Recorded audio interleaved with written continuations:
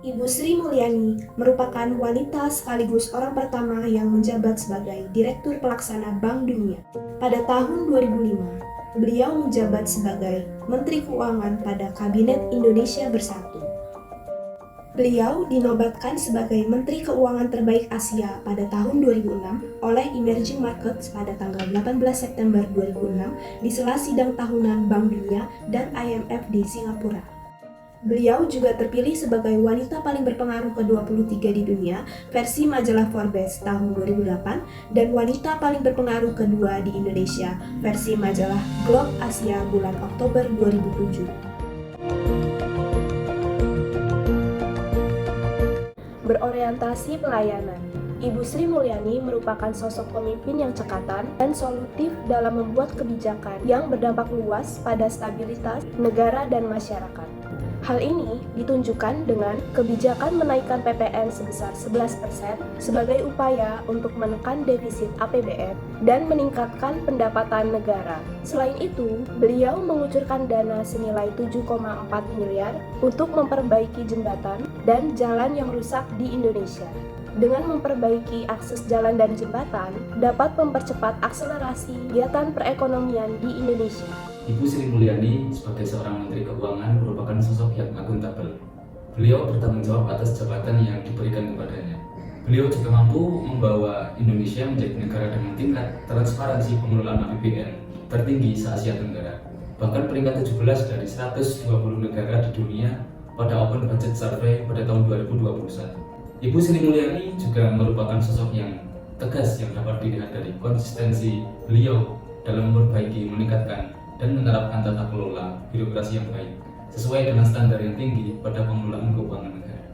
Sebagai Menteri Keuangan, Ibu Sri Mulyani berhasil melaksanakan tugasnya dengan kualitas yang terbaik. Beliau berhasil memulihkan kondisi ekonomi bangsa Indonesia pada masa pandemi COVID 2021 sebesar 3,69% pada kuartal keempat. Harmonis, Ibu Sri Mulyani juga merupakan penggalang dana untuk anak-anak di Muara Gembong. Selain itu, Menteri Keuangan Sri Mulyani juga mendongeng di depan anak-anak usia sekolah dasar dalam festival literasi dan penggalangan dana untuk Muara Gembong. Sebelum menjabat sebagai Menteri Keuangan, Ibu Sri Mulyani sebelumnya telah menjabat sebagai Direktur Pelaksana di World Bank atau Bank Dunia. Banyak yang bertanya mengenai beliau kenapa meninggalkan jabatan sebelumnya untuk kembali ke Indonesia. Beliau menjawab, jika negara memanggil saya, maka saya tidak bisa menolak karena panggilan negara merupakan wujud kecintaan terhadap Indonesia. Hal ini menunjukkan bahwa Ibu Sri Mulyani telah mengaktualisasikan nilai berakhlak yaitu loyal karena berpegang teguh pada NKRI dan pemerintahan yang sah.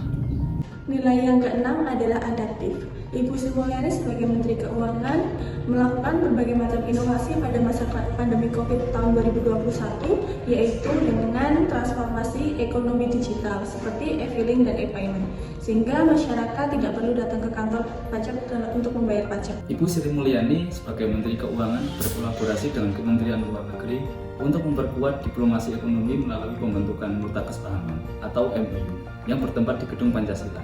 Penandatanganan disaksikan oleh pejabat tinggi negara, kementerian termasuk secara daring oleh 131 perwakilan warga Republik Indonesia di luar negeri. Beliau dalam sambutannya menyampaikan bahwa MOU ini merupakan terobosan dalam mendorong dan perluas kapasitas BUMN dan UMKM di tengah ketidakpastian pasar global.